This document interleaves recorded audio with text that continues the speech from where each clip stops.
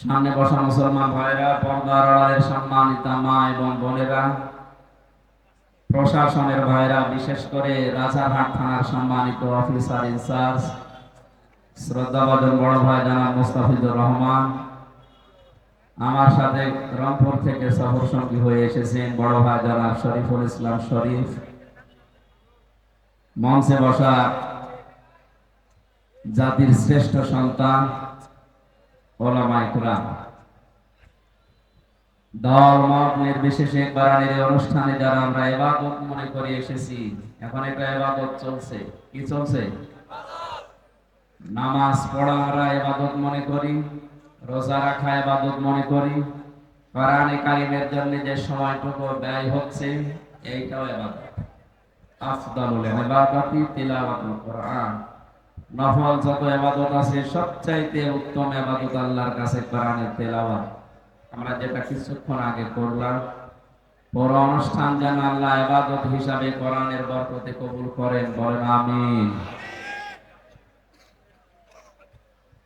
যে আল্লাহ বিশাল আয়োজনে আমাদের মতো একজনকে কোরআনে কারিমের খাদেম হিসাবে কোরআন থেকে কিছু শোনা বোঝার জন্য এই ময়দানে সব কাজ বাদ দিয়ে নিয়ে আসলে আমরা খুশি নাকি? খুশি হয়ে বলছে আলহামদুলিল্লাহ।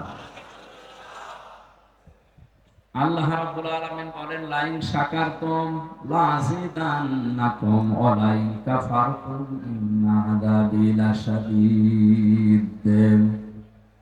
সূরা ইব্রাহিমের ৭ নম্বর আয়াতে আল্লাহ জানিয়েছে, যদি আমার নিয়ামত পাওয়ার পরে শুকরিয়া আদায় করো, আমি আল্লাহ ওইটা তোমাদের জীবনে লাযিদান্নাকুম অবশ্যই বৃদ্ধি করে দেব।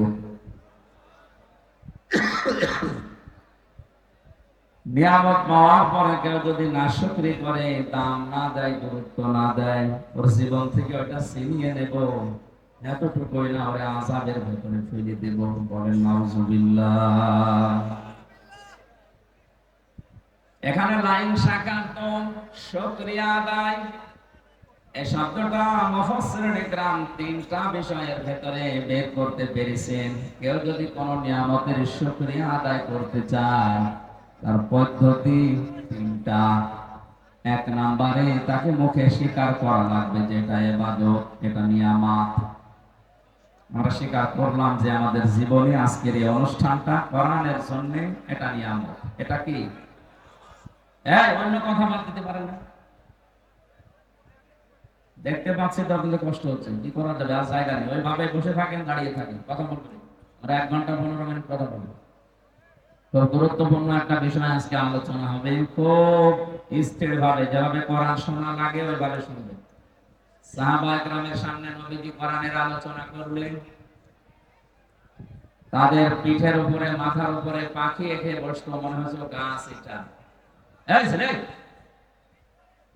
কথা বলেন কেন? বৃষ্টি হচ্ছে, কথা বলেন কোন কারণে? তো পরে দাঁড়িয়ে থাকেন।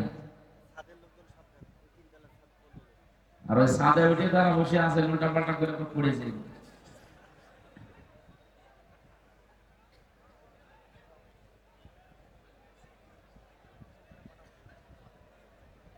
কোরআনের এই সমস্ত অনুষ্ঠানগুলোকে আমি ক্লাস মনে করি, এটা একটা ক্লাস চলছে।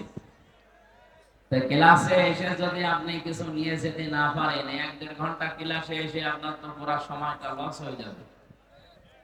আর আমরা জানি এটা সাধারণ কোনো অনুষ্ঠান না, এটা পৃথিবীর শ্রেষ্ঠ অনুষ্ঠান কোরআনের কারণে।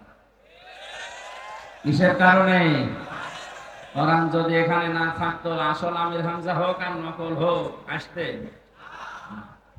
আমরা এসেছি কোরআনের জন্য। কিসের জন্য বলেন তো?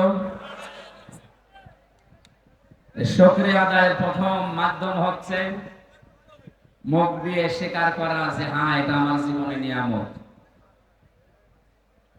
আমরা জানি বিশ্বনবীকে আল্লাহ পাঠিয়েছিলেন মক্কাতে, কিন্তু কিয়ামত পর্যন্ত তাকে রেখে দিয়েছেন মদিনাতে। মক্কার লোকেরা এই নিয়ামতের শুকরিয়া আদায় করতে পারে নাই, কদর করে নাই। যারা কদর করেছিল, কিয়ামত পর্যন্ত আল্লাহ তাদের কাছে নবীজিকে রেখে দিয়েছেন মদিনায়। হজের যে সমস্ত কাজ আছে, আমি যে কয়েকদিন আগে আসলাম, আমরা হজ করি, হজের কাজগুলো সব মক্কায় শেষ হয়ে যায়, মদিনায় যাওয়া লাগে না। যে তামাম দুনিয়ার মানুষেরা মক্কার কাজ শেষ করার পরে তাড়াতাড়ি করে মদিনাতে 2 দিন 3 দিন 5 দিন 10 দিন অন্তত থাকে, অন্তত 40 ওয়াক্ত নামাজ মসজিদে নববীতে জামাতে পড়ার জন্য ছুটে যায়। ওখানে না গেলে হজ হবে না, বিষয়টা এমন না। তারপরও আমরা যাই কেন? কারণ পৃথিবীর শ্রেষ্ঠ মানুষ ওখানে ঘুমিয়ে আছে। মদিনার মানুষেরা যে নিয়ামতের শুকরিয়া আদায় করে তারা কি লস করেছে? বলেন। কিয়ামত পর্যন্ত নবীজি ওখানে থাকবে, আর কিয়ামত পর্যন্ত তার উম্মতেরা মক্কার কাজ শেষ হলে দৌড়িয়ে যাবে রাসূলের রওজায় সালাম দেওয়ার জন্য। না আমরা মুখ দিয়ে যখন বললাম যে কোরআন আজকের এই অনুষ্ঠানের জন্য, এই এলাকার মানুষের জন্য অনুষ্ঠান কোরআনের জন্য, এটা নিয়ামত আমরা স্বীকার করলাম। 2 নম্বরে আপনার মনের ভেতরে একটা অজানা শান্তি আল্লাহ দান করবে। এটা পাচ্ছেন তো? না ওরা গন্ডগোল করছে, একটু করুন, পরে যখন গন্ডগোল শেষ হবে আপনাদের 10 মিনিট সময় দিব, দেখে বাড়ি যাবেন। একটা চিল্লানি দিলে আপনি এইদিকে না ঘুরে ওই দিকে তাকাচ্ছেন, ওইজন্য বলছে 10 মিনিট সময় দেবো, ওই চিল্লানি দেখে বাড়ি যাবেন। বলছে ইনশাআল্লাহ। গ্রাম অঞ্চলের মানুষগুলো এত সহজ সরল, এ বিড়ি খাওয়া ছাড়া কিছু জানে না। বলছে ঠিক, সহজ সরল, এটা ভালো। কারণ সহজ সরল মানুষকে আল্লাহ জান্নাতে দেবেন। 2 নম্বরে আমরা জানি নবীজি জানিয়েছেন, ধনীদের চাইতে গরিব মানুষকে আল্লাহ 500 বছর আগে জান্নাতে পাঠাবে। আর সারা বাংলাদেশের ভেতরে সব চাইতে গরিব মানুষ বেশি রংপুর। রংপুর বিভাগের মানুষেরা গরিব যেহেতু নবীর হাদিস অনুযায়ী, চট্টগ্রাম, সিলেট, ঢাকা বিভাগের মানুষের চাইতে আপনারা 500 বছর আগে জান্নাত পাবেন। বলবেন ঠিক আছে ভাই, আপনার আমি পায়ে ধরে বলছি আপনি কথা বলেন না, এমনি উল্টো পাল্টা যা করেন কথা বলেন না। নিয়ামত আদায়ের শুকরিয়া আদায়ের দ্বিতীয় মাধ্যম, শর্ত বা পদ্ধতি হচ্ছে আপনার মনের ভেতরে একটা অজানা অনির্বচন সুখ আপনি পাবেন। অনির্বচন সুখ কাকে বলে? কোরআনে কারীম জানিয়েছে, আখফিদ লাহুমা জানাহা যুল্লি মিনার রাহমা ওয়া কুর রাব্বিরহামহুমা কামা রাব্বায়ানি সাগীরা। যারা আলেম আছেন, তাফসীর পড়েন, তাদেরকে বলছি, আল্লাহ পাক বলেন আখফিদ, খাফজুন মানে ডাউন করা, এরপরে ফল করে দেওয়া। তাম পৃথিবীর সন্তানদেরকে আল্লাহ জানিয়েছেন, পৃথিবীর সন্তানেরা আমার মা বাবার জন্য তোমার ডানা যে ছায়া হয়, ডানার এই ছায়াটা ডাউন করার পরে ফল করে দিবা।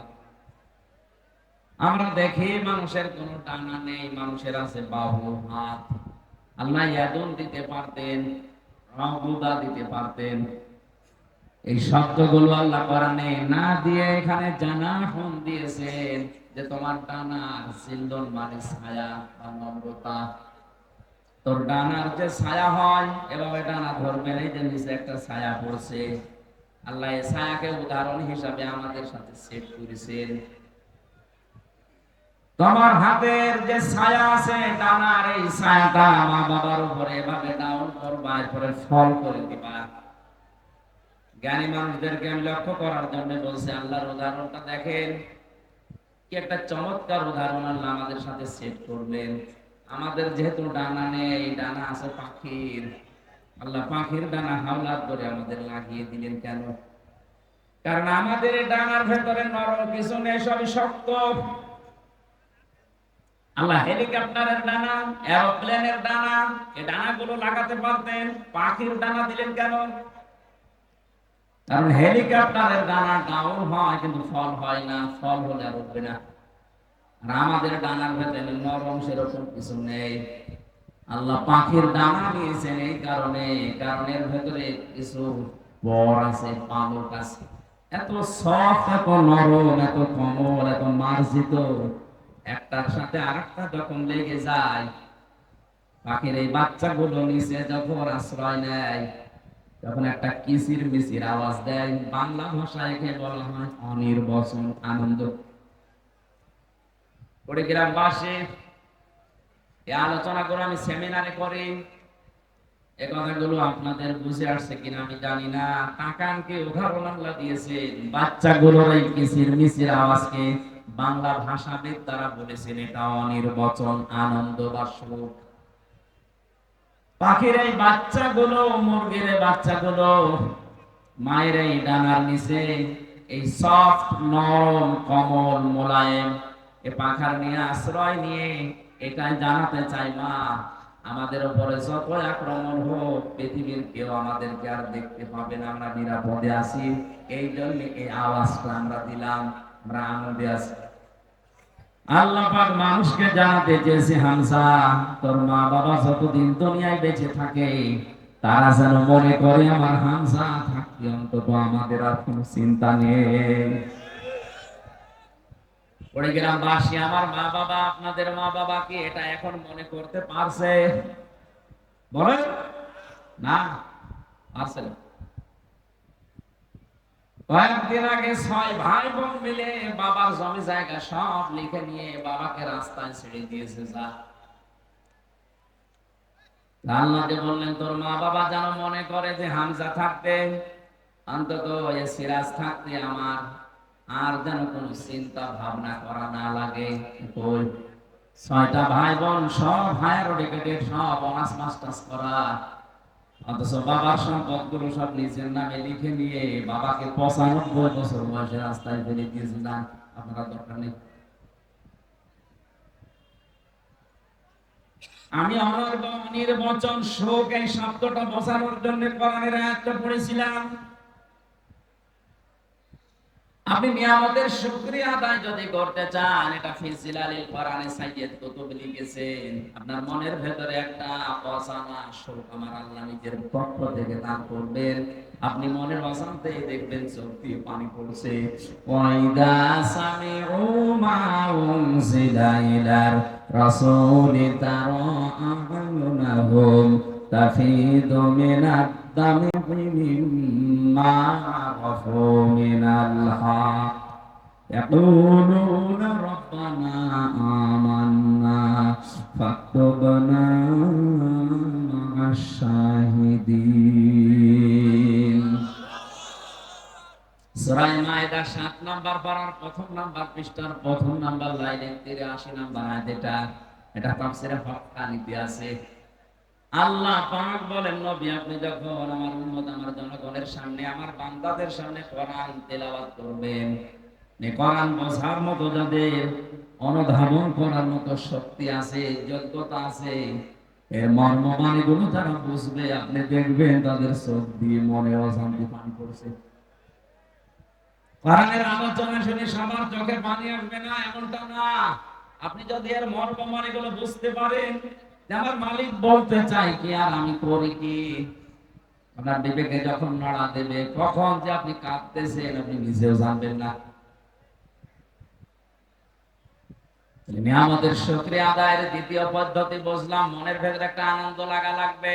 হ্যাঁ, এটা আমি সহ যারা আছি আমার মনে হয় আমাদের আনন্দ আজকে লাগছে। 3 নম্বরে শুকরিয়া আদায়ের শর্ত, এখান থেকে যেটা শুনবেন এটা আপনার প্র্যাকটিক্যাল লাইফে সেট করবেন। এই 3টা শর্ত যারা মেনে নেয় তারা যেন আল্লাহর নিয়ামতের শুকরিয়া আদায় করে, তাহলে আল্লাহ তার জীবনে এরকম নিয়ামত আরো বৃদ্ধি করে দিবে। বলেন আলহামদুলিল্লাহ। আর যদি এই 3টার একটা পাওয়া না যায়, ওয়ালাইন কাফারতুম ইন্না আযাবি লাশাদীদ। আল্লাহ নাম না দিলেও পারতেন, ইন্না না দিলেও পারতেন। 2টা গ্যারান্টি দিয়েছেন, তাকিদ দিয়েছেন। সত্যি যদি এই 3টা পদ্ধতিতে কেউ নিয়ামতের শুকরিয়া আদায় না করে, ওর জীবন থেকে জীবনের মতোটা আল্লাহ কেড়ে নেবে, আযাবের ভেতরে আল্লাহ ফেলে দেবে। তামাম বাংলাদেশ এখন গরম না ঠান্ডা, রহমত না গজব? আযাবের ভেতরে এমনি আল্লাহ ফেলে নাই। আমাদের যে আচরণ ছিল আল্লাহর নিয়ামতের সাথে, এই আচরণ আমরা করতে পারি নাই। ইন্নাল্লাযী লাইসা ফী জাওফিহি শাইউম মিনাল কুরআনি কাল বাইতিল খরিব। নবীজি বলেছে অন্তরে কোরআন নেই, কোরআনের জ্ঞান নেই, আলো নেই, ওটা মানুষের অন্তর, ওটা উসার গৃহ, শয়তানের ঘর। বলেন নাউযুবিল্লাহ। ওরে গ্রামবাসী, আমাদের অন্তর যেন শয়তানের ঘর হয়ে না যায়, উজাড় গৃহ হয়ে না যায়, মানব শূন্যহীন হয়ে না যায়, মনুষ্যত্ব যেন আমরা হারিয়ে না ফেলি। এই জন্য আহ্বান, এই সংগঠন 1 বছর পরে আমাদেরকে কোরআন ভেতরে দেওয়ার জন্য ব্যবস্থা করেছে। নাকি ওনাদের অন্য উদ্দেশ্য আছে? কোরআনে কারিম অন্তত কিছু না কিছু হলে আমার অন্তরে যেন থাকে। আজকের আলোচনা থেকে আমরা যেন অন্তত কোরআন থেকে কিছু নিয়ে বাড়ি যেতে পারি। আল্লাহ তুমি আমাদের তৌফিক ভিক্ষা দাও, বলেন আমিন। দরুদ আর সালাম পড়ছি আমাদের নবী মুহাম্মদ রাসূলুল্লাহ সাল্লাল্লাহু আলাইহি ওয়াসাল্লাম। আজকে তেলাওয়াত করেছি সূরা কাসাস ৭৬ ৭৭ দুইটা আয়াত। আমরা তাফসীরুল কোরআন মাহফিল লেখা পেয়েছি, এজন্য তাফসীর আকারে কথা বলবো ইনশাআল্লাহ। জবান খুলে কোরআনের এই আয়াত শয়তান যেন আশপাশে না থাকে সেই নিয়ত করে পড়ে। কারণ পৃথিবীর কোন ইবাদত করার আগে আউযু বিল্লাহ পড়া লাগবে, শয়তান থেকে আশ্রয় চাওয়া লাগবে, এমন কোন নিয়ম আমি পাই না। শুধু কোরআন পড়ার আগে মাস্ট বি আউযু বিল্লাহ পড়াই লাগবে। এটা তো আমি বানালাম নাকি? হ্যাঁ, রংপুরবাসী আল্লাহ পাক কেন কোরআনে কারীম পড়ার আগে আউযু বিল্লাহ পড়তে বলেছেন? আমি তাফসীরে আয়াতের দেখেছি, নামাজ পড়তে গেলে আপনি আউযু বিল্লাহ পড়েননি, আপনার নামাজ হবে না। হ্যাঁ, অসুবিধা। রোজা রাখার আগে আউযু বিল্লাহ পড়েননি, আপনার রোজা হবে না। হজ করতে যাবেন, আউযু বিল্লাহ পড়েননি, আপনার হজ হবে না। পৃথিবীর কোন ইবাদতের আগে আউযু বিল্লাহ পড়া লাগবে, এটা মাস্ট বি নেই। কোরআন পড়ার আগে আউযু বিল্লাহ পড়াই লাগবে, না পড়লে আপনার পড়া হবে ওয়াজিব তরক করা। আল্লাহ এই জন্য পড়তে জানিয়েছে। আল্লাহ ভালোভাবে জানেন পৃথিবীর কোন ইবাদতে শয়তান আমার বান্দাদের এত ধোঁকা দেবে না, কোরআনের কাছে আসতে গেলে যত ধোঁকা খাবে। কোরআন পড়ার আগে যেন শয়তান আপনাকে ধোঁকা দিয়ে বোকা বানাতে না পারে। জবান খুলে পড়েন আউযু বিল্লাহি মিনাশ শাইতানির বিসমিল্লাহির রহমানির রহিম।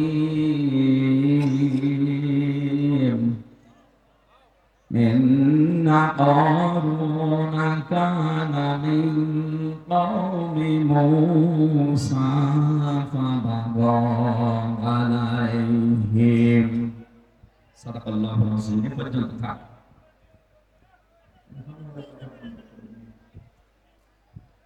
আপনাদের জন্য কি মোনাজাত করে বাড়ি চলে যাব? হ্যাঁ, সেটাই কথা বন্ধ করেন। পুলিশ ভাইরা কই গো, এত পুলিশ দেখলাম, আপনি একটু অস্ত্র ইস্যু করেন তো ভাই। ভাই এই যে একটু মাথায় দেওয়া ভাই, কি আপনার কি হয়েছে? ওখানে বসেন। যে ইবাদতে কষ্ট বেশি হয়, ইবাদত সওয়াব বেশি হয়। আজকে দেখতে পাচ্ছি তো কষ্ট হচ্ছে, কথা বলবেন না। সহজ সরল বলে এত সহজ সরল করতে সমস্যা।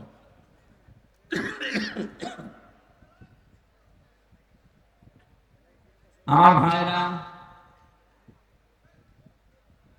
সূরা কাসাস কোন সূরা? কাসাস মানে ঘটনা সমূহ। 88টা আয়াত আছে, 9টা রুকু আছে। হিজরতের আগে নাযিল হয়েছে, এইজন্য এটা মাক্কি সূরা। বিশ্বনবী মুহাম্মদ রাসূলুল্লাহ যেদিন মক্কা থেকে মদিনায় হিজরত করবে, ওই দিন যুহফা নামক স্থানে বারবার কাবার দিকে তাকাচ্ছিলেন, ডাক দিয়ে বলছিলেন, কাবার মালিক, বড় আশা ছিল কাবার পাশে থেকে ঘরের খেদমত করব, কিন্তু এর নিষ্ঠুর সন্তানেরা আমার থাকতে দিল না। আমি চলে যাচ্ছি, আল্লাহ পাক ঠিক ওই সময় সূরা কসসের 85 নাম্বার আয়াতটা সহ পুরা কসস সূরাটাই ওই জায়গায় নাযিল করেছেন। এখানে কয়েকটা শিক্ষা বের হয়, ভালোভাবে শুনবেন যেহেতু ক্লাস চলছে। কোরআনে কারীম জানাচ্ছে ইন্নাল্লাযী ফারাদা আলাইকাল কুরআনা লারাদ্দুকা ইলা মাআদ। আল্লাহ পাক বলেন, হে নবী, কাবার দিকে আপনার চাহনি, আপনার আকাঙ্ক্ষা, আপনার তাকানো দেখে আমি বুঝতে পেরেছি কাবার প্রতি আপনার ভালোবাসা। যান, আপনি মদিনায় চলে যান, আপনাকে আমি গ্যারান্টি দিলাম সেখান থেকে পাঠাচ্ছি আবার এই মক্কাতে আপনাকে আমি ফেরত নিয়ে আসবো। জোরে বলেন সুবহানাল্লাহ। এই আয়াত দ্বারা প্রমাণ হয় কোরআনে কারীমের উপরে থাকতে গিয়ে যদি কেউ কোণঠাসা হয়ে যায়, নিজের এলাকায় থাকতে না পারে, যদি হিজরত করাও লাগে, মহান আল্লাহ কোরআনের ইজ্জতে ওই জায়গায় সম্মানের সাথে আবার মৃত্যুর আগে ফেরত নিয়ে আসবেন। লারাদ্দুকা ইলা মাআদ দিয়েছেন আল্লাহ, লামটা না দিলেও পারতেন। এটা দিয়ে গ্যারান্টি দিয়েছেন কিয়ামত পর্যন্ত। এটা শুধু রাসূলের জন্য না, যারা কোরআনের জন্য কষ্ট স্বীকার করবে, জুলুম, নির্যাতন, অত্যাচার, ষড়যন্ত্রের শিকার হবে, বাড়িতে থাকতে পারে না, এলাকায় থাকতে পারে না, দেশেও থাকতে পারে না, এই মানুষগুলোর জন্য সুসংবাদ, আপনাকে আমার আল্লাহ এলাকাতে মরণের আগে নিয়ে যাবেন বাদশাহীর সম্মান দিয়ে।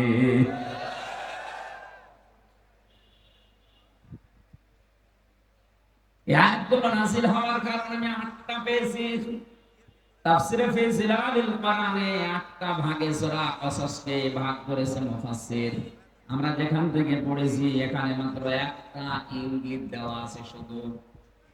খুব খেয়াল করে শোনেন, নবী যখন প্রচার করছিলেন কোরআনে কারীম, ওই সময় তাকে মেরে ফেলার জন্য একটা সিদ্ধান্ত নেওয়া হয়েছিল। দারুন নদওয়ার এই বৈঠকে, তার মানে আবু জেহেলের ওই সময় সংসদ ছিল দারুন নদওয়া। এই সংসদ ভবনে আবু জেহেল 24 জন তার পার্লামেন্টের যে সদস্য আছে তাদেরকে নিয়ে বসে তড়ি ঘড়ি করে সিদ্ধান্ত নিচ্ছিল মুহাম্মদ রাসূলুল্লাহর ব্যাপারে। সিরিয়া থেকে এক মুরব্বির সুরত নিয়ে শয়তান নিজে ওই বৈঠকে হাজির। এক একজন এক একটা পরামর্শ যখন দিচ্ছিল, খুব ভালো করে মেলাবেন কিন্তু, বিভিন্ন পরামর্শ যখন দেয়, কেউ বলে আবার ওনাকে জেলখানায় পাঠিয়ে দেন, 3 বছর তো বন্দী অবস্থায় ছিল।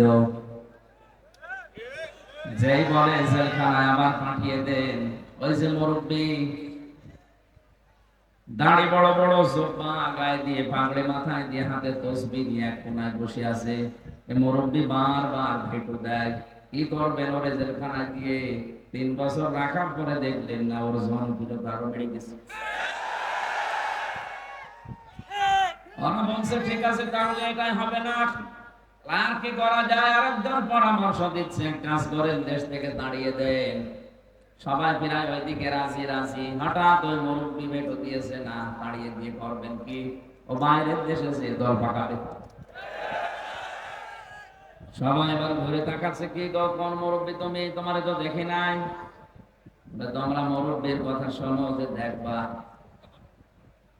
পরিচয় দেয়নি, কারণ এই শয়তান পৃথিবীতে 2 বার মানুষের সুরত নিয়ে আবু জেহেলকে ধোঁকা দিয়েছিল। একবার বদরের ময়দানে সুরাকার সুরত দিয়ে ধোঁকা দিয়েছিল যে চিন্তা নেই আমি এসে গেছি, আর একবার এই যে আদম দারুন নদওয়ার বৈঠকে এসে ধোঁকা দিচ্ছে। ডাক দিয়ে বলে, মুরব্বির কথা যদি তোমরা মেনে নিতে পারো, আমি একটা পরামর্শ দিতে পারি। সবাই ঘুরে তাকিয়েছে, হ্যাঁ বলেন। আমার মনে হয় পৃথিবীতে এখনো এরকম মুরব্বির সুরত নিয়ে অনেকেই ধোঁকা দিচ্ছে।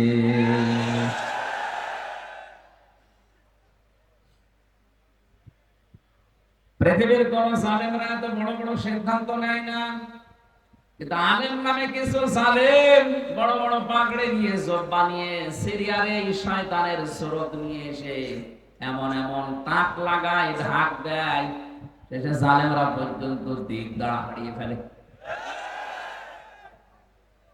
ডাক দিয়ে বলছে তোমরা এক কাজ করো, লোকটারে ছেড়ে দিলেও হবে না, দেশ থেকে দাঁড়িয়ে দিলেও হবে না, ওর চ্যাপ্টার ক্লোজ করে দাও, মেরে ফেলো।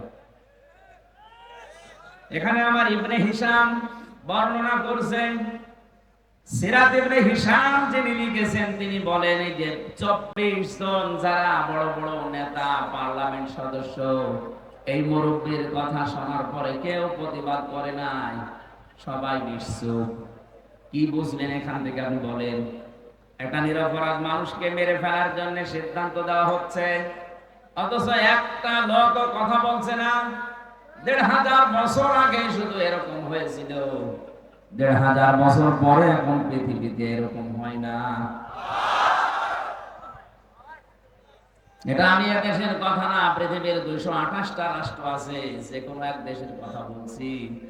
এমনও দেশ আছে বিনা কারণে একজন মানুষকে মেরে ফেলার সিদ্ধান্ত নেওয়া হচ্ছে, অথচ তামাম দেশের মানুষ সব নিশ্চুপ, কিছু বলে না।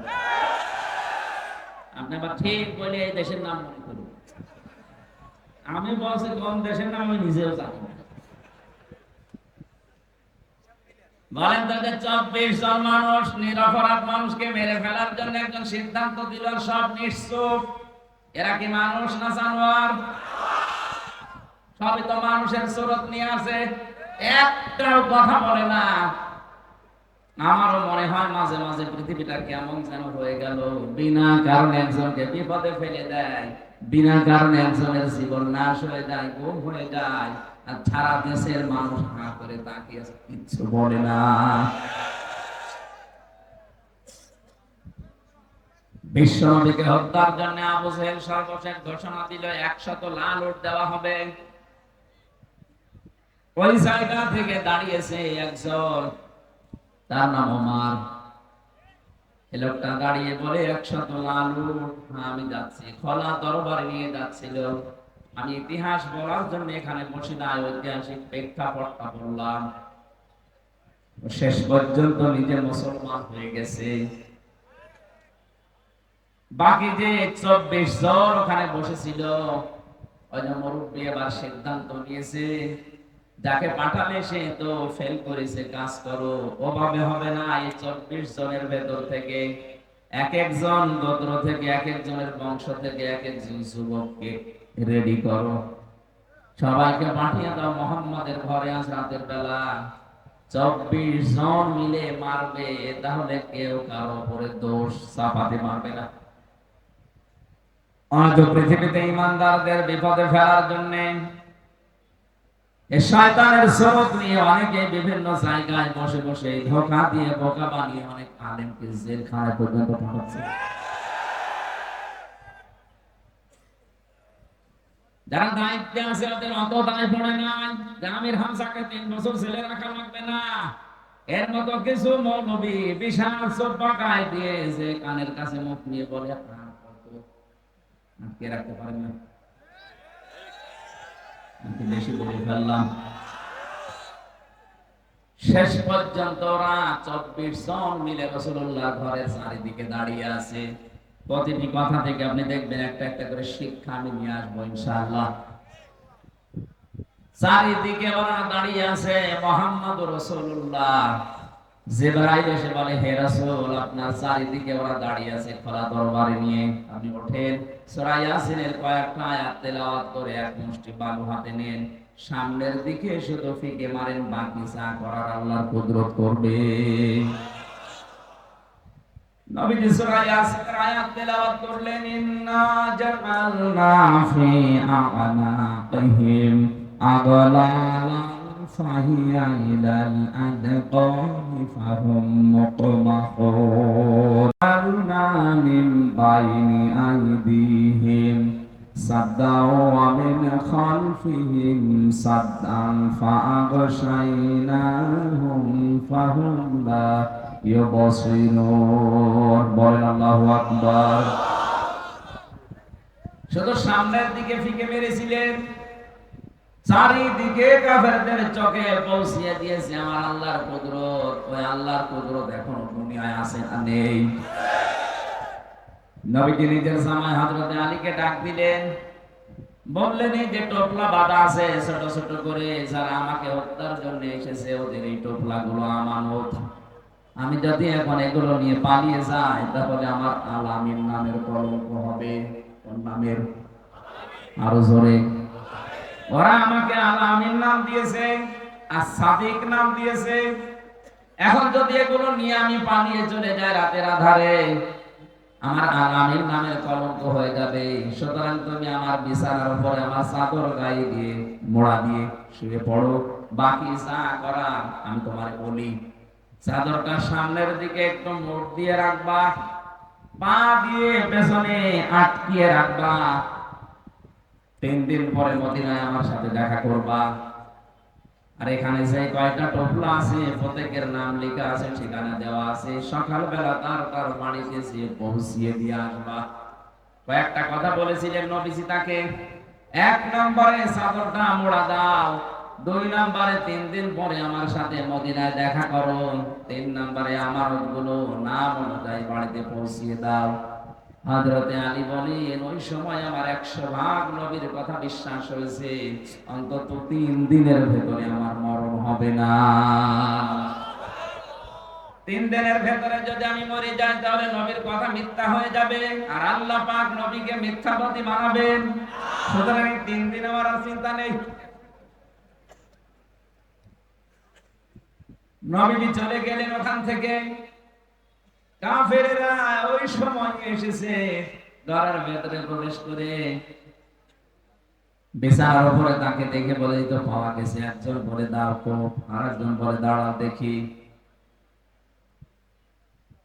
পাওয়া যখন গেছে তখন শান্তি নিয়ে মারা যাবে, আগে মুখটা দেখি। চাদর নিয়ে টানাটানি করে। হযরতে আলী বলে নবীজি আমাকে বলেছিল হাত দিয়ে শুধু শক্ত করে ধরে রাখবা। আমি ধরে রেখেছিলাম, ওরা 24 জন মিলে টানাটানি করে, চাদর ধস্তাধস্তি করে, খুলতে পারে না। আমার মনে হচ্ছিল তামাম দুনিয়ার সব যুবকেরা যদি আজকে আমার চাদর ধরে টানাটানি করে, খোলা সম্ভব না। কি শক্তি আমার আল্লাহ আমার এই হাতের ভেতরে যেন দিয়ে দিয়েছে। মনে মনে ভাবছিলাম আমি ধস্তাধস্তি করতে থাকবো যতক্ষণ ওরা আমাকে মেরে ফেলার সিদ্ধান্ত না নেয়। কারণ আমি যতক্ষণ সময় ক্ষেপণ করবো ওদিকে আমার আল্লাহর নবী 2 পা হলো মদিনার দিকে এগিয়ে যাবে। ও বাংলার মুসলমানেরা, নবীজি আজকে নেই, বিশ্ব নবীর ওয়ারিস আছে, তাদেরকে সামনের দিকে এগিয়ে দেওয়ার জন্য যদি এরকম কারো সাথে ধস্তাধস্তি করা লাগে, সময় ক্ষেপণ করবে, আশা থাকবে নবীর ওয়ারিসরা 2 পা হলেও দেশে এগিয়ে যাবে। কথা কি বললাম আপনি না বুঝলেও এ বুঝেছে? এক কথা বুঝলেন? আপনার হয়তো এরকম ক্ষমতা নেই।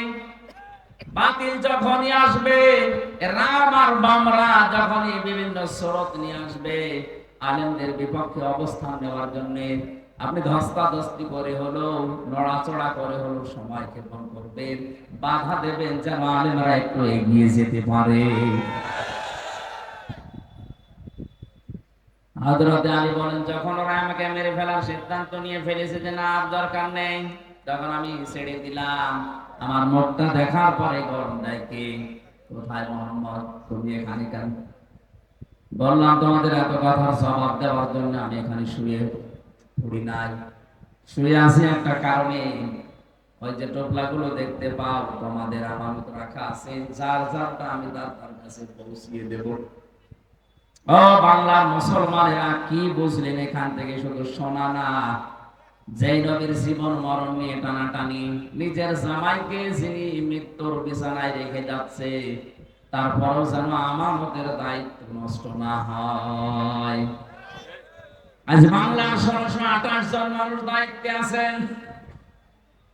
কোরআনে মাহফিলে কসম করে বলতে পারি এই 1628 জন মানুষ যদি হযরতে আলীর অনুভূতি নিয়ে আপনি দায়িত্ব পালন করেন, আল্লাহর কসম এ দেশটা একটা মিনি জান্নাত হয়ে যাবে।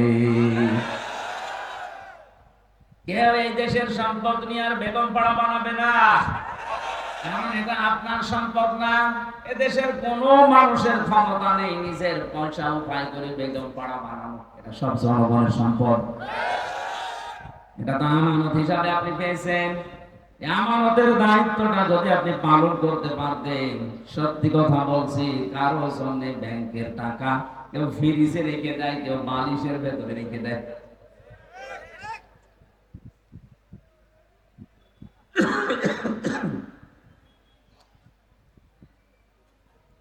হযরতে আলী বলেন, প্রত্যেকের কাছে আমি এভাবে পৌঁছিয়ে দিচ্ছিলাম। আমার মনে দৃঢ় বিশ্বাসে যে আমি 3 দিনের ভেতরে আমার কোনো মরণ হবে না।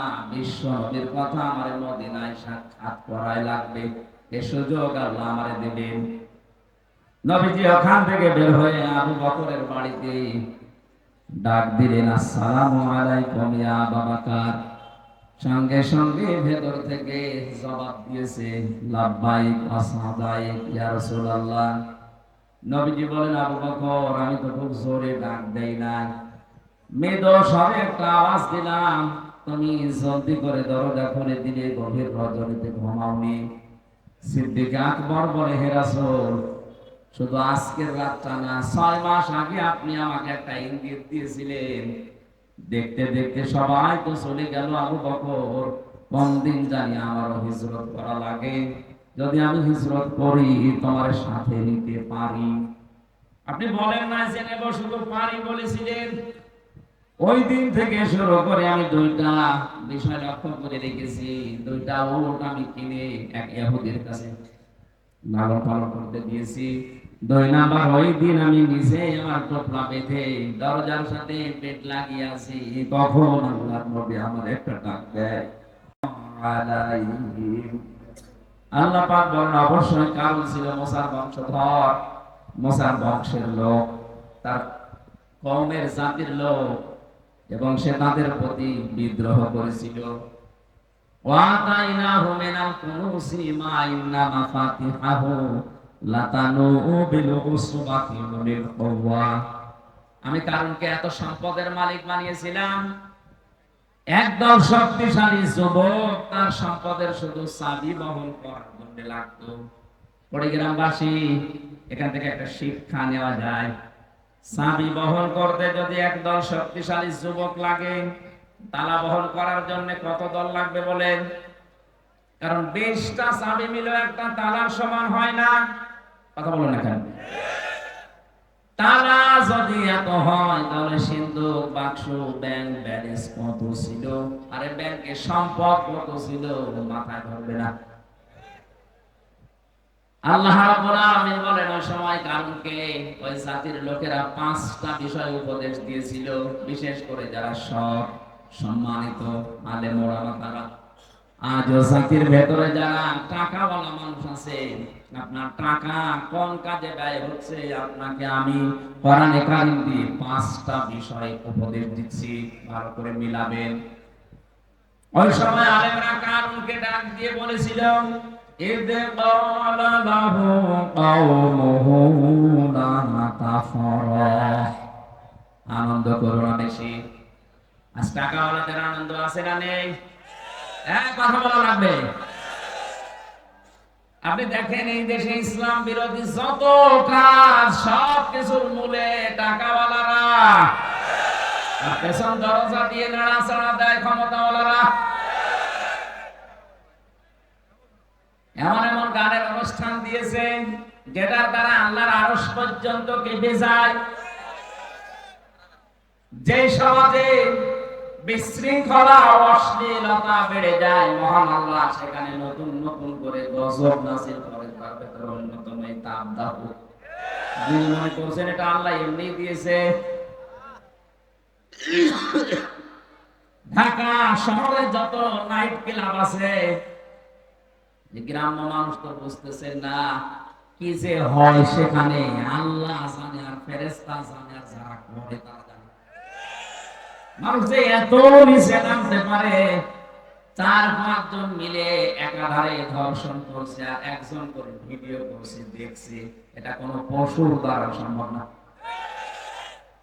অশ্লীলতা, জেনা, ব্যভিচার, ধর্ষণ যখন সমাজে বেড়ে যায়, মহান আল্লাহ 27টা গজব ওই দেশে নাযিল করে। কোরআনে কারীম জানিয়েছে, সাহারাল ফাসাদু ফিল বাররি ওয়াল বাহরি বিমা কাসাবাত আইদিন নাস লিয়ুযিকাহুম বা'দাল্লাযী আমিলু লা'আল্লাহুম ইয়ারজিউন। যারা ইসরায়েলে যে বিপদ-আপদগুলো যে তাপদাহ চলছে, হঠাৎ বৃষ্টি বন্ধ হয়ে গেছে, দুনিয়া গরম করে ফেলেছি আমি আল্লাহ, এটা এমনি এমনি করি না, তোদের হাতের কামাইয়ের ফসল এটা। আমি আল্লাহ চাই এই তীব্র আযাব দিয়ে তোরা যেন আমি আল্লাহর দিকে তওবা করে ফিরে আসি। আপনি দেখেন পৃথিবীর ময়দানে যারা সবচাইতে বেশি উচ্ছৃঙ্খল, বিশেষ করে জেনা ব্যভিচারের লাইনে, আল্লাহ তাদেরকে ধরেছেন। এই যে দুবাই, বিমানবন্দর পর্যন্ত ভাসিয়ে দিয়েছে। এত বড় শক্তিশালী, এত বড় অর্থনৈতিক ভাবে সম্পূর্ণ দেশকে যদি আল্লাহ চোখের পলকে নষ্ট করে দিতে পারে, তছনছ করে দিতে পারে, আমাদের কিছুই লাগবে না। শুধু এই তিস্তার পানিকে যদি আল্লাহ হুকুম দেয় 100 হাত কিছু হয়ে একটু জারণ করে, বুঝেও পাবেন না কিছু।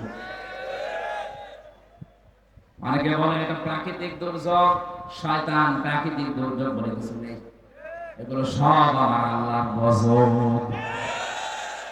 আপনি থামেন, এই আনন্দ ফুর্তি এগুলো বন্ধ করেন এখনো।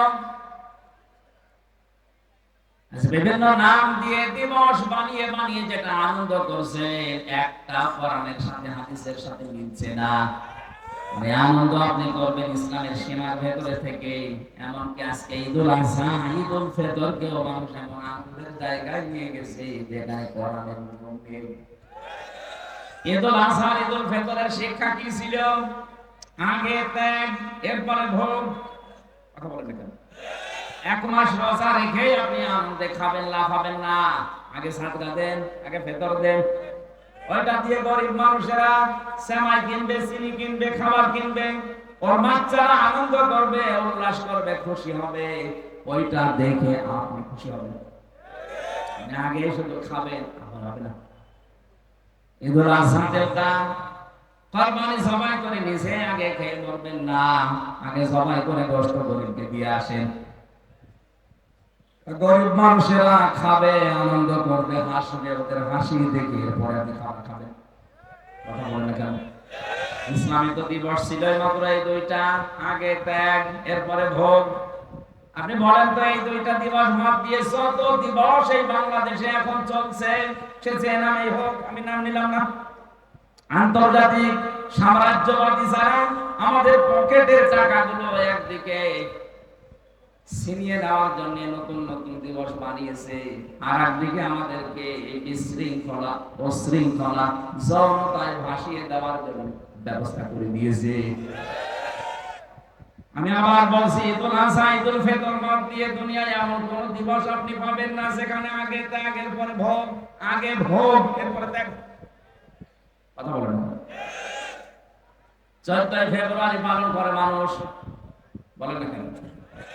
এর ভেতরে কি আগে ত্যাগ, এরপরে ভোগ? না, আগে ভোগ করবেন, তারপরে ত্যাগ করবেন।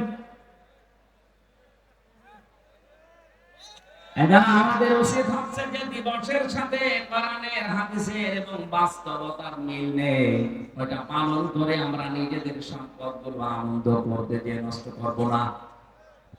এটা যেহেতু রেকর্ড হচ্ছে সারা বাংলাদেশে, কালকে ছড়িয়ে যাবে। বড় বড় ধনী যারা আছেন, টাকার মালিক, কোরআনে হাদিসে আমি পেয়েছি 3টা জিনিস মানুষকে সবচাইতে বেশি ধ্বংস করেছে দুনিয়ায়। 1 নম্বরে টাকা, 2 নম্বরে ক্ষমতা, 3 নম্বরে নারী। আমি সহ যারা শুনলাম প্রত্যেকে যেন এই 3টা বিষয়ের ব্যাপারে সেনসিটিভ থাকি, সিনসিয়ার থাকি, সতর্ক থাকি। আমাদেরকে যেন আমাদের সম্পদ, আমাদের ক্ষমতা, আমাদেরকে যেন নারীতে জাহান্নামে নিয়ে যেতে না পারে। বলেন আমিন। দুনিয়াতে যত মানুষ ধ্বংস হওয়ার পেছনে টাকা আর ক্ষমতা যত মানুষকে নষ্ট করেছে, পৃথিবীর কোন জিনিস এত বেশি মানুষকে নষ্ট করতে পারে না। এই দুইটার মালিক যারা, তারা কিন্তু আরো বেশি সতর্ক থাকবেন। টাকা পেলে আপনি আনন্দ করবেন না।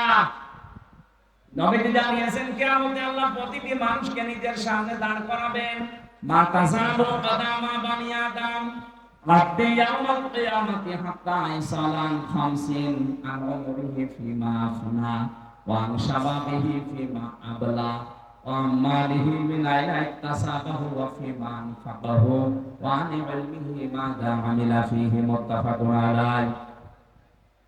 রংপুরবাসী, প্রতিটি মানুষকে আল্লাহ নিজের সামনে দাঁড় করাবে, এভাবে দাঁড়া। 5টা প্রশ্নের জবাব দেওয়া লাগবে তোরে।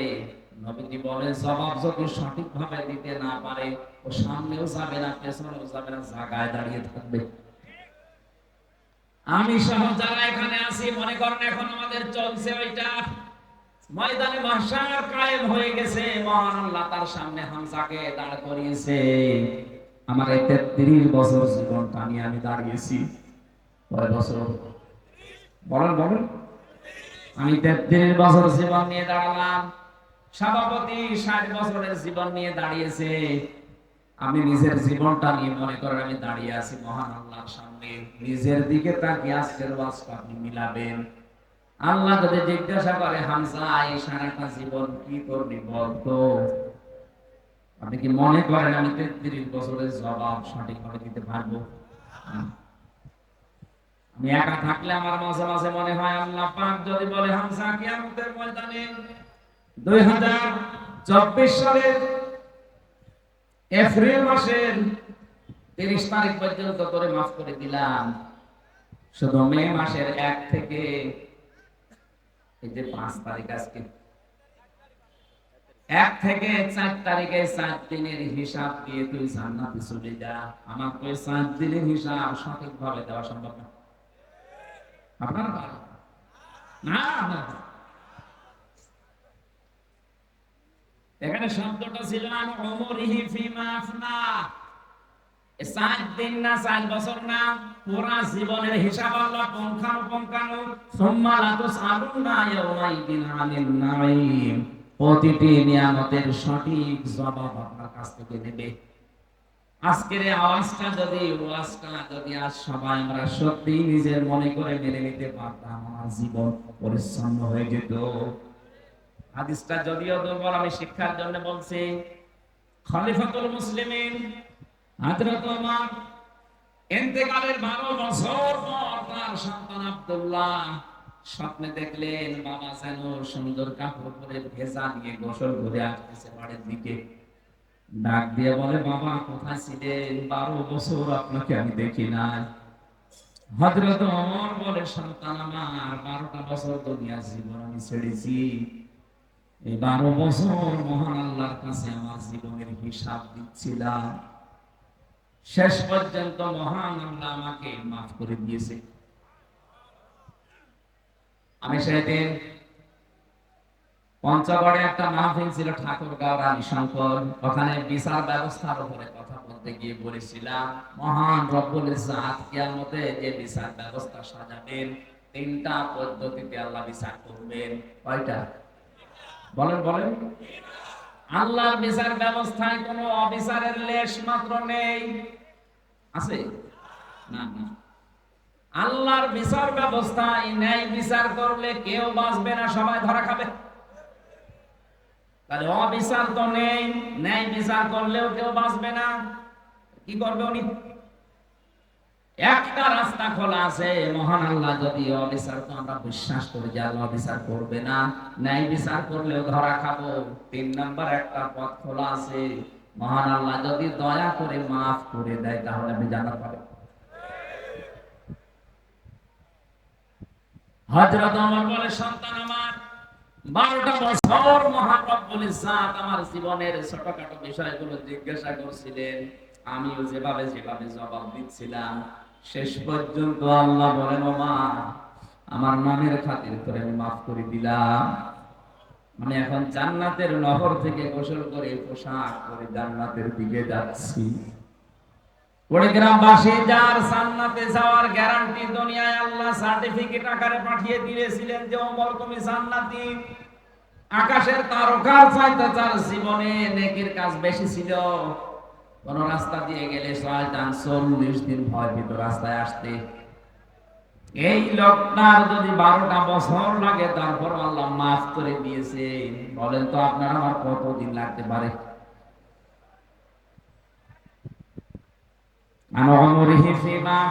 কি করে কাটালি সারাটা জীবন বল আমার সামনে দাঁড়িয়ে। 2 নম্বরে তোকে একটা যৌবন কাল দিয়েছিলাম 15 থেকে 45, এই যৌবন কালটা কি করে কাটিয়েছিস বল। আমার মনে হয় এই প্রশ্নের জবাবে 100 জনের 98 জন ধরা খাবে। কথা বলেন না কেন? আরো যেন ধরা খায় সেই ব্যবস্থা অনেকে ষড়যন্ত্র করে করে দিচ্ছে। নয়তো শিক্ষা ব্যবস্থায় কোরআনে কারিম বাদ দিয়ে কেন আশেপাশে জিনিস ঢোকানো হবে? শরীফ থেকে শরীফা হওয়ার গল্প দিয়েছেন আপনি, আপনাকে বাস্তবতা বোঝেন ওটা কি হচ্ছে। ওটা যদি শুধুমাত্র সিলেবাস পর্যন্ত থাকতো, কসম আল্লাহ আপনাকে আমি সতর্ক করার জন্য কিছু বলতাম না। কিন্তু বিষয়টা এমন জায়গায় 10 বছর পরে পড়াবে।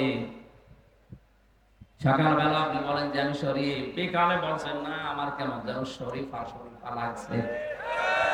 আরে ভাই, আল্লাহ যাকে যে জাতি বানিয়েছে কিয়ামত পর্যন্ত চেষ্টা করেও তাকে নারীকে আপনি পুরুষ বানাতে পারবেন না, কারণ সে মেশিন পত্র তো নেই। আপনি নিজেই বলছেন না আমার কেমন যেন লাগছে, আমি এখন আর শরীফ নেই, আমি শরীফা হয়ে গেছি। আপনি শরীফা হয়ে গেছেন আমি মানলাম, তো শরীফা হয়ে গেছি এই কথা বলে আপনি স্থির থাকবেন? বেকারেই তো বলবেন আমি যেহেতু শরীফা আমার তাহলে মহিলা হোস্টেলে সিট দেন। সিট নিয়ে কি করবেন? ওখানে আমার মেয়ে আছে, আমার বোন আছে, আমার ফুফু আছে। এক কথা বলছেন আপনি মাল যতই বলেন আমি শরীফা, আপনি আসলে কি? এক কথা বলুন না কেন? ওখানে যে আমার মেয়ে, আমার ফুফু, আমার বোন আছে, আপনি ঠিক থাকবেন? একজন বলছে হুজুর যুবক যুবতী এক জায়গায় ঘুমানো জায়েজ আছে, ঘুমানো জায়েজ আছে কিন্তু ঘুমাবে না। ঘুমাবে? আপনি শরীফ থেকে শরীফ হয় ঘুমাবেন, সেটা আমার সামনে আমার মেয়ে যার সন্তান পেটে নিয়ে ঘুরবে, আমি কিছু বলতে পারবো না।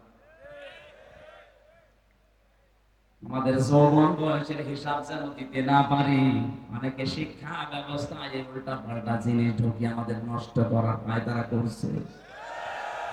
নিচে নামলাম না, এরপরেও যদি বলেন হুজুর আমি কিছুই বুঝি না, এদিকে আসেন, ঝড়ে কোদা দিয়ে বলাচ্ছে আমারে।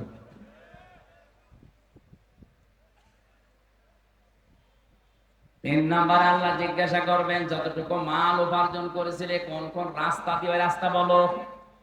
আজ বাংলার দায়িত্বশীলদেরকে বলছি, সম্পদ যারা উপার্জন করছেন রাস্তাটা ঠিক করেন। বৈধ পথে ইনকাম করে রংপুর শহরে কেউ 15 তলা 20 তলা বিল্ডিং বানানো কিয়ামতের আগে সম্ভব না। আর আপনার বিল্ডিং এর কোনো হিসাব নেই। কয় টাকা বেতন আপনার বলেন তো দেখি? হিসাবটা খুব খেয়াল করে আপনি কোন জায়গা থেকে টাকাগুলো নিচ্ছেন। এমন এমন ব্যবস্থা আমরা করে দিয়েছি আজকে কোর্টের ইট পর্যন্ত এখন আমাদের কাছে টাকা চাই। আমার 2টা মামলা আমার একেবারে সর্বশান্ত করে দিল কোর্টে। এখন কুষ্টিয়া থেকে ঢাকা কোর্টে গেলে কোর্টের ইট বলে এটা দিয়ে যাবে। আপনি রংপুর কোর্টে যাবেন, কুড়িগ্রামের কোর্টে যাবেন, এই এলাকার কোর্টে মনে হয় চাই না। টাকা উপায় করতে নিষেধ নেই, কিন্তু রাস্তাটা একটু খেয়াল রাখবেন। আজকে রংপুর শহরে আমার শেষ কথা ছিল এটা, পৃথিবীর ময়দানে যারা অবৈধভাবে ইনকাম করছেন, আপনার বিবেক মেনে নিচ্ছে না, তারপরও আপনি ইনকাম করছেন, 2টা ক্ষতি হবে আপনার। 1 নম্বরে অবৈধ সম্পদ আপনি দুনিয়ায় ভোগ করে যেতে পারবেন না। 2 নম্বরে মরণের পরে ওই অবৈধ সম্পদ গুলো আপনার ছেলে মেয়ে, আপনার স্ত্রী, আপনার দলের লোক আরো অবৈধ কাজে ব্যয় করবে। আপনি কবরে বসে বসে ফ্ল্যাক্সি লোড হয়ে বিকাশ হয়ে পেয়ে যাবেন। যদি বলেন হুজুর আমার বিকাশ নাম্বার খোলা নেই, এমনি খুলে যাবে। বিকাশ খোলা লাগবে? সম্পদ উপার্জনের ব্যাপারে খুব সেনসিটিভ থাকা লাগবে। কি দরকার আপনার, কত টাকা লাগে একটা মানুষের জীবন চলতে? 4 নাম্বারে আল্লাহ বলবেন টাকা কোথায় কোথায় খরচ করলি বল। কারেন্ট অনুষ্ঠান দিলে যেখানে উলঙ্গ নাচ হয় 500 টাকা চাইলে 5000 টাকা বের করে দেন। কোরআন শিক্ষা দেওয়া হবে, কোরআন প্রচার করা হবে, 20 টাকা চাইলে 2 টাকা দাও, সিরা চলে না এটাতে। লান তানালুল বিররা হাত্তা তুনফিকু মিম্মা তুহিব্বুন। আল্লাহ পাক বলেন অতক্ষণ পর্যন্ত নেকি পাবা না যতক্ষণ তোমার মহব্বতের জিনিস আমি আল্লাহর জন্য না দেবে। এদের সম্পদ উপার্জন করা এবং কোথায় কোথায় খরচ করছে যেখানে সেখানে আনন্দের জন্য দিয়ে দিলেই হবে না, সম্পদ ওলারা এখানে একটু খেয়াল করে দেবেন। 5 নম্বরে যতটুকু জানতে তার উপরে কতটুকু মানতে এইটা বলো। সম্পদওয়ালাদের প্রতি আমার প্রধান উপদেশ, 1 নম্বরে আপনি আনন্দ করবেন কিন্তু ইসলামের ভেতরে থেকে। 2 নম্বরে আল্লাহ পাক বলেন ওয়াবতাগি ফীমা আতাকাল্লাহু দারাল আখিরা। ও বাংলাদেশের সম্পদওয়ালারা, টাকা পয়সা আল্লাহ দিয়েছে, এটা নিয়ামত মনে করে আখিরাতের ঘর তৈরি করেন। আমি আকিস গ্রুপে চাকরি করতাম, এদেশের 3 নাম্বার ধনী তারা। আমি যতদিন ছিলাম আমার মালিককে আমি মাঝে মাঝে বলতাম, আপনাকে আল্লাহ বহু টাকা দিয়েছে, কত টাকা আছে আপনি নিজেও জানেন না। কাজ করেন, এই টাকাগুলো দিয়ে আখিরাতের ঘর তৈরি করেন, কাজে লাগবে। কারণ ওরা ভালো ভালো অনেক কাজে ব্যয় করতো। টাকাওয়ালা যারাই আছেন আপনারা টাকা দিয়ে যেন আখিরাতের ঘর তৈরি হয়। 3 নম্বরে ওয়ালা তানসা নাসিবাকা মিনাদ দুনিয়া। আল্লাহ পাক বলেন হ্যাঁ তোমার নিজের অংশ ভুলে যেও না। আপনি দান করতে করতে ফকির হয়ে যাবেন, এটা আল্লাহ চায়নি।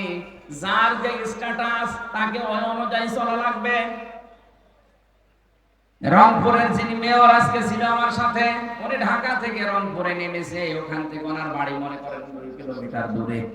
উনি হেঁটে বাড়ি যাবে, ওনার জন্য জায়েজ নেই। কারণ ওনার যে টাকা আছে, ওনার ওই টাকা বৈধভাবে ব্যয় করার জন্য অনেক অটোওয়ালা, রিক্সাওয়ালা জায়েজ কাজে দাঁড়িয়ে আছে।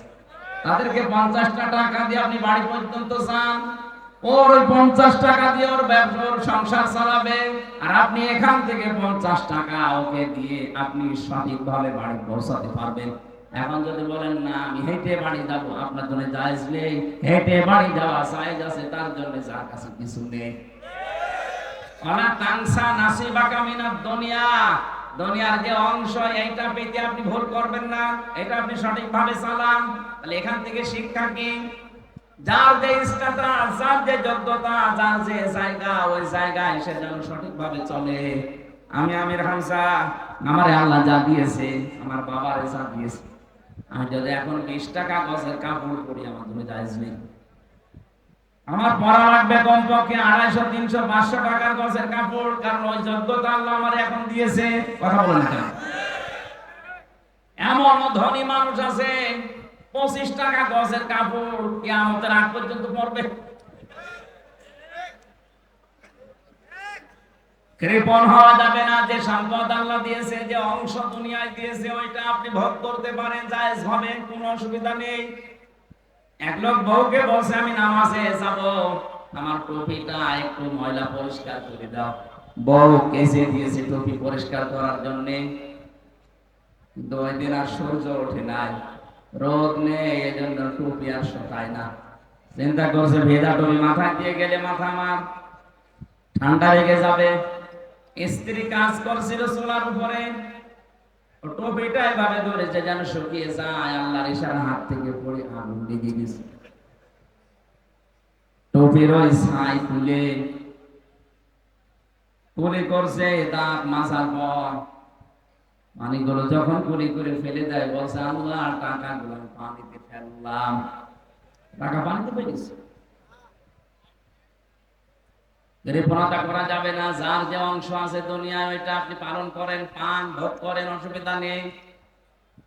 অবতাগি ফীমা ওয়াহসিন কামা আহসানাল্লাহু ইলাইকা। আল্লাহ পাক 4 নাম্বার উপদেশ দিয়েছেন ওই আলেমদের দ্বারা, ওই দেশের ধনীদেরকে, তুমি ইহসান করো হে কারুন, তুমি ইহসান করো হে কারুন, হে টাকাওয়ালারা। তোমার প্রতি আল্লাহ যেভাবে দয়া দেখিয়েছে, কিছুই ছিল না, তোমার এই পর্যায়ে আল্লাহ নিয়ে নিছে। সুতরাং তোমার এই সম্পদগুলো দিয়ে তুমি ইহসান করবা মানুষের প্রতি, যেভাবে আল্লাহ দয়া দেখিয়েছেন তোমার প্রতি। আজ বাংলাদেশে আমরা যারা টাকাওয়ালা আছি, ক্ষমতাওয়ালা আছি, আমাদেরকে ইহসান গুলো আল্লাহ পাক যেভাবে করেছেন, আমরা ক্ষমতা দিয়ে টাকা দিয়ে যদি অন্যান্য সৃষ্টির প্রতি এভাবে দয়া দেখাতে পারি, কিয়ামতে মহান আল্লাহ আর সব উত্তরটা অপরাধ ঢেকে রাখবে, গোপন করে রাখবেন। এই সুযোগটা আল্লাহ টাকাওয়ালাদের, সম্পদওয়ালাদের এবং ক্ষমতাওয়ালাদের দিয়েছেন। এটা পেলে আপনি একেবারে মন মতো যা ইচ্ছা তাই করবেন না। যারা বিভিন্ন দায়িত্বে আছেন, সম্পদের, ক্ষমতার, বিভিন্ন পাওয়ারের এই জায়গায় আপনি থেকে মানুষের প্রতি ইহসান করে নিজের প্রতি ইহসান আল্লাহর তরফ থেকে বাড়িয়ে নেন, এটা সুযোগ আছে। একটা মানুষের অপরাধ যদি আপনি জানাশোনার পরেও যেভাবে হোক গোপন করে তারে বাঁচিয়ে দিতে পারেন, মহান আল্লাহ কিয়ামতে আপনার ৭০টা দোষ গোপন করে বাঁচিয়ে দেবেন। বলেন আমিন। অবতাগি ফিমা ওয়ালা তানসিন কামা আহসানাল্লাহু ইলাইকা ওয়ালা তাবগিল ফাসাদা ফিল আরদ। জমিনে বিশৃঙ্খলা তৈরি করা যাবে না। আমরা দেখছি এই দেশে যত বিশৃঙ্খলা করার জন্য চেষ্টা চালাচ্ছে, এই পেছনে সব টাকাওয়ালাদের অবদান। আপনার টাকা দিয়ে যেন কোনো বিশৃঙ্খল কাজ না হয়, উশৃঙ্খল কাজ না হয়, এটা আপনি হিসাব করে দুনিয়া চলবেন। ইন্নাল্লাহা লা ইউহিব্বুল মুফসিদিন। কোন সন্ত্রাসীকে আমার আল্লাহ পছন্দ করে না, ভালোবাসে না। এখানে সন্ত্রাস যারা সৃষ্টি করছেন, বাংলাদেশ তো ভালোই ঠান্ডা হয়ে গেছে, ভালো চলছে, হঠাৎ এই দেশটাকে গরম করার জন্য যারা উঠে পড়ে লেগেছেন তারা থামেন। কারণ যারা